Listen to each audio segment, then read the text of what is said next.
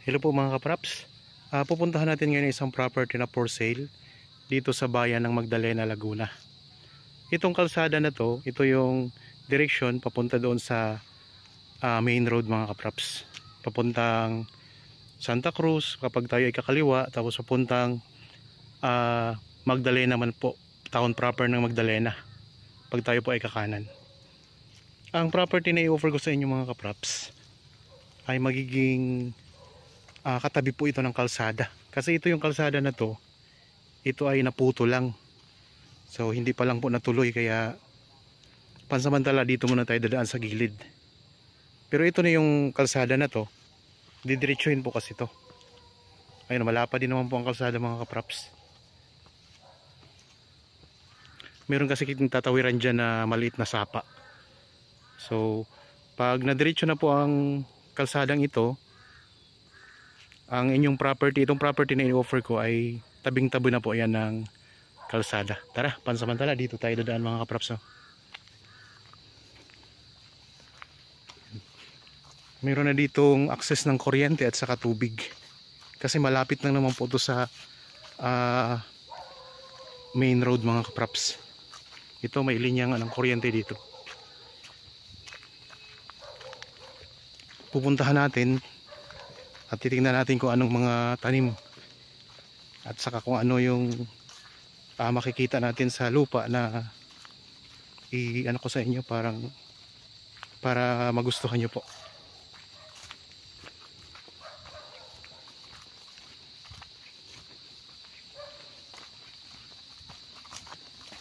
Bali, itong i-offer ko sa inyo mga kapraps ay ang sukat 1 hektarya. Yan, pansamantala, kasi hindi pa nga po nakadiretso yung kalsada, hindi po siya nalagyan ng tulay. Dito po tayo dadaan. Yan, ito yung sapa na tatawiran ng kalsada mga kapraps.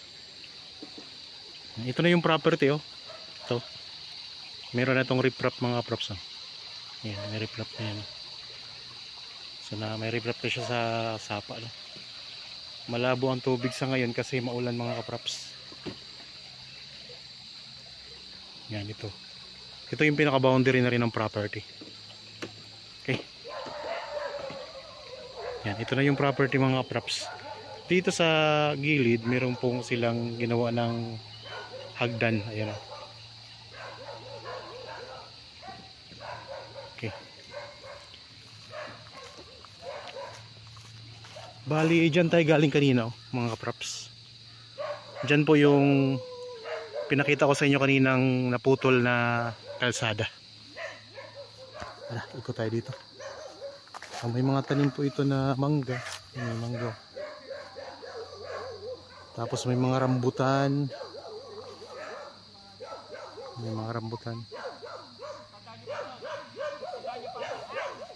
Tapos may niyog.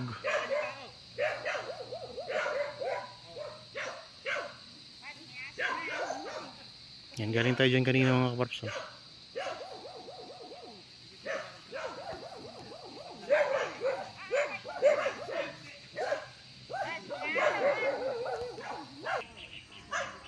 Tara mga kapraps, ikutin natin tong property. Dito ang daming mga bunga na ng rambutan. So garabaw grass na rin yung yung sa nito, yung lupa. May mga tanim na.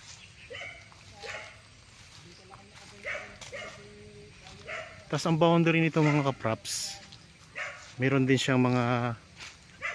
sapa na halos nakapalibot na po sa property. Ayan, sapa po yan. Tapos ito yung kabuuan ng property. Ayan ang mga tanim. Ganda.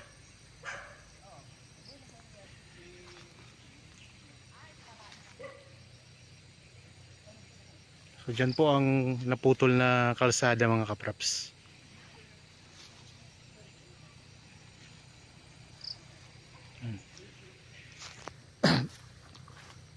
So ito po ay nasa bayan ng Magdalena, isang farm lot. Meron tanim na durian, ang dami ng bunga ng durian. Ayan dami ng bunga mga kapraps ng durian.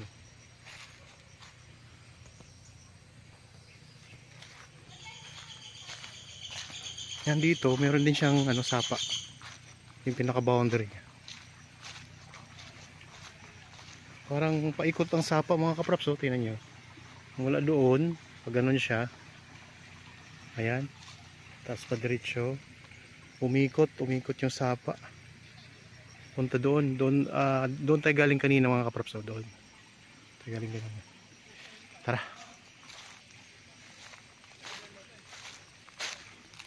Yan, tingnan nyo ang itsura ng lupa mga kapraps. Ang ganda.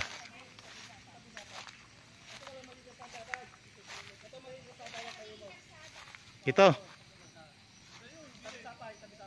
So, ang maging kalsada po ay ito, tabing sapa. Pag ganito. Yan.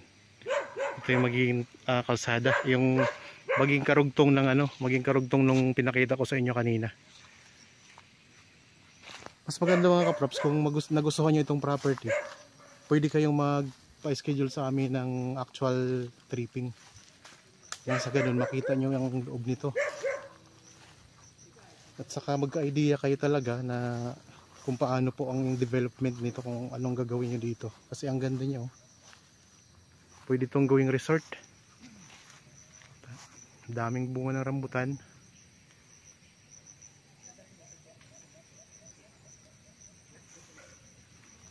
Tapos dito may mga halaman na rin. Ang mga tanim niya, mga rambutan, may durian, may mga puno ng mangga. Ganda ng property na to. Malapit lang po sa town proper, nasa 3 minutes travel time lang. Ay nasa town proper na po tayo.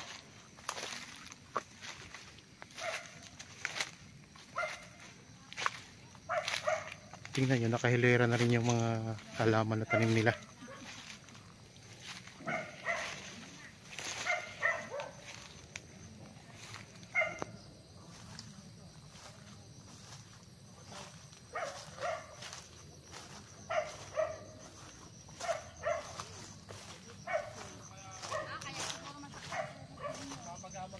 Tapos meron din siya mga puno ng mangga.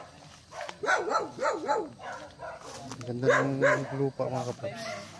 Yan mga tanim sa ano, balot pa siya ng karabogras. Tapos meron dito puno ng santol. May puno ng santol, mga mangga. Mas lalo palang maganda dito. Ito na kasama to. Ano yan dati kuya? Ano yan dati? May ano, may mga dati malaking bahay kami gumawa niyan. So dati palang may resort dito. Ang daming mangga mga kapraps. Ang ganda dito. Dati ever. May bakod pala.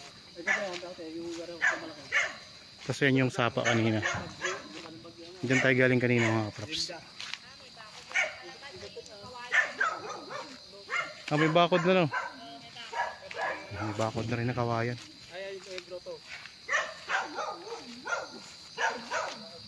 Merong isang maliit na grotto. Tapos dito may dating bahay na nakatayo. Ayan. Ang daming mangga. Tapos dito uli may rami din ulit mga rambutan. Ayan, pwede kayong mag-alaga din ng baka mga kapraps. Oh. Ayan, may baka sila ditong alaga.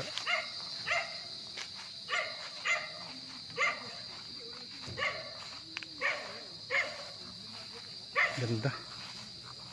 Ang presyo nito makikita nyo sa description box at sa title nitong video.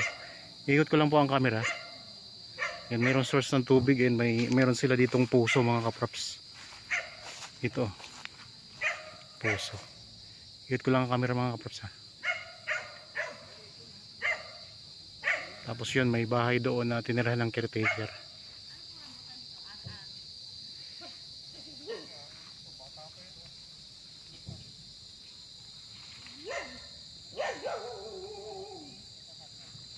Gandang property, daming tanim mga kapraps. Lalo na pag nakapunta kayo dito at makita nyo ito ng personal. Meron ding tanim na guyabano.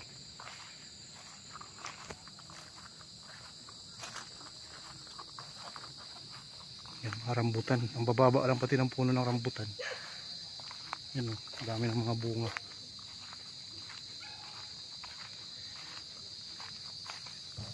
Yan, dito tayo ngayon sa may bandang gilid ulit ng sapa. So halos paikot ang sapa. Dito, parang ano mga kapraps. Dito lang ang walang sapa o ito. Yan, may mga bakod na rin po ito na barbed wire. Tapos ito yung sapa. Ayan ang sapa mga kapraps. Ito. Tapos pag ano niya siya, paikot siya. Di galing kanina yung tinuro ko kanina sa inyo. Paikot ang sapa niya. Pwede nga itong gawing ano, resort mga kapraps. Maganda ang ano ng lupa. Ang korte. May mga sapa ka na. May sapa ka na halos nakapalibot sa property. Tapos magiging katabi siya ng kalsada. Ayan o. Daming bunga ng rambutan. Malapit na yang mahinog. Tapos tingnan natin dito sa ano. Puntahan ulit natin ang sapa mga kapraps. So medyo makulimlim kasi maambon mga kapraps. So sa ngayon talagang di natin makita na ano ang tubig, malinaw ang tubig kasi maulan kasi mga kapraps. Kaya malabo talaga ang tubig ngayon. Ayan o. Yan, may kawayan din dito sa gilid, may mga tanim na kawayan. Meron ding puno ng kaimito. Yan, meron ding tanim na kaimito ito. Libo tayo sa property.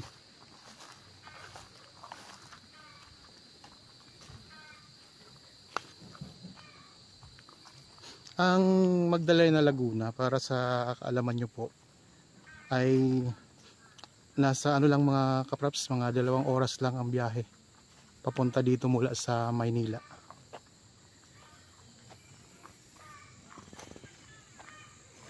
Balik tayo dito sa ano, sa may gitna. So ayan po ang mga ano, mga bakod. Bali ang bakod niya may kawayan, tapos may barbed wire, tapos may mga poste din siya na bakal dito sa gilid.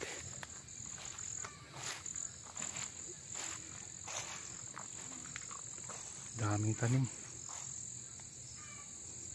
Ganda mga kapraps.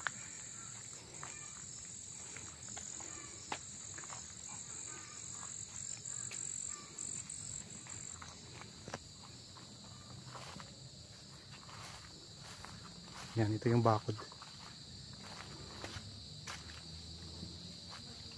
Kunti na lang ang babakuran ninyo. Doon na lang sa may sapa. Yan, yun o. Palibot na siya ng bakod. Mula dito. Yan, mula dito. So, pinanggalingan natin kanina. Yan, nakabakod na po ito. May poste na kawayan. Meron ding poste na ano siya, tubo. Tapos barbed wire na nakapalibot. Yan, baybayan natin itong palibot nito. Meron ding puno ng langka. Ayun, maraming tanim, sari-sari din ang tanim dito mga kapraps. Tapos yung katabi ng property, tingnan nyo ang lalaki ng mga kahoy dito. Pero hindi na po yan sakop mga kapraps. Hanggang dito lang tayo sa bakod. Ibang property na po yung katabi. Ito yung pinaka corner. Yan, pag ano na po ang bakod niya, no?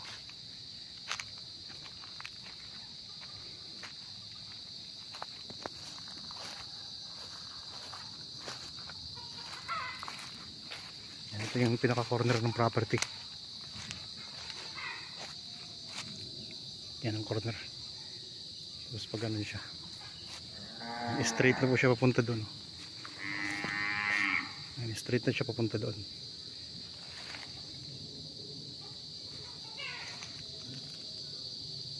Ganda. So kung interested po, ayan lang po ang contact details sa inyong mga screen. Pwede kayong magtanong, tumawag, mag-chat, mag-text, Viber, Facebook Messenger, WhatsApp. So So pwede nyo kaming tawagan. Tapos pala sa mga ano ngayon mga kaprap, sa mga viewers ngayon na meron ding binibentang property, pwede po kaming makatulong sa inyo para mahanapan ng buyer yung property na inyong ibibenta. So kapag dito kayo sa Laguna, pupuntahan po namin ang inyong property mga kapraps, kagaya nitong pinuntahan namin ngayon, para makuhanan po ng video at maipost natin dito sa YouTube channel ko. Kaganda ng mga property dito sa Magdalena. Ayan o. So, tingnan nyo mga kapraps o. Balot na ng Carabao grass yung buong kalupaan. 1 hektarya. Ganda.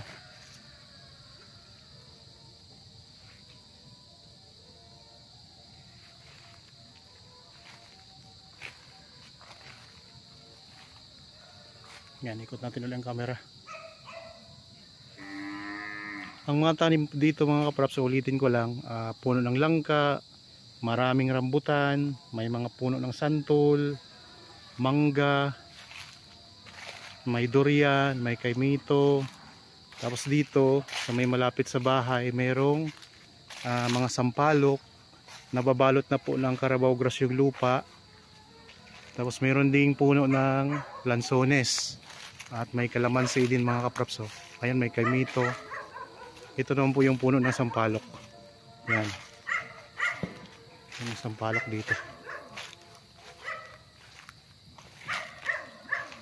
So, may nakita akong 2 puno ng sampalok. Tapos mayroon ding guyabano.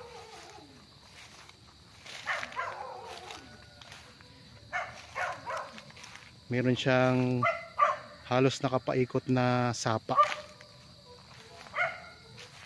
At saka patag yung lupa mga kapraps. May bakod na rin po. Doon na lang po sa may sapa ang babakuran ninyo.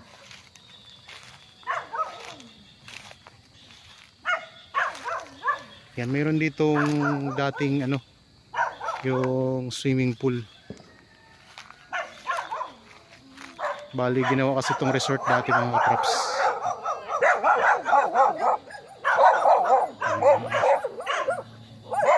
Meron ding mga yan, may mga halaman din siya na nakatanim. Hingi lang ng aso mga kapraps.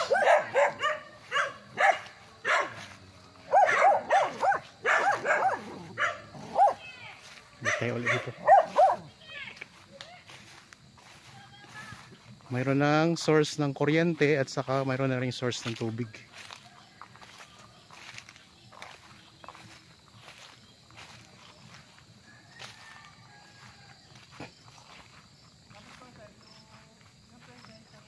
Yan, may mga magagandang halaman tayo dito mga kapraps. Okay, ikot ko lang ang camera uli.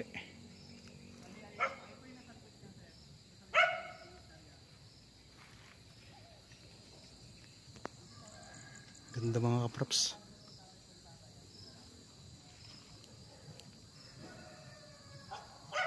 Kaya kung nagustuhan nyo, ano pang hinihintay ninyo? Tingnan nyo po ito ng personal ang property. Ang ganda. Pwede kayo magtayo dito ng rest house. Yan, sabi ko kanina, pwede ring tayuan ng resort mga kapraps. Maraming mga prutas na nakatanim sa buong property na 1 hektarya. Ganito yung ano, guyabano. Tapos meron pang ano, puno na, anong tawag dito sa puno na to, yung mataas na yan. Ang ganda niya. Ilang puno yan? 4 na puno na ganyan, matataas. Yan. Tataas siya. Okay. Yan mga kapraps, no? Kung nagustuhan nyo po, punta na agad kayo dito. Magpa-schedule na agad kayo ng viewing sa property para makita nyo to ng personal. Okay, para po sa mga bago pa lang sa aking channel at napadaan lang po dito sa aking channel, huwag nyo pong kalimutang mag-subscribe at pindutin na rin po ang notification bell para maging updated kayo sa mga bagong property na i-offer namin. Maraming salamat po. Lagi tayong mag-iingat at God bless po sa ating lahat mga kapraps.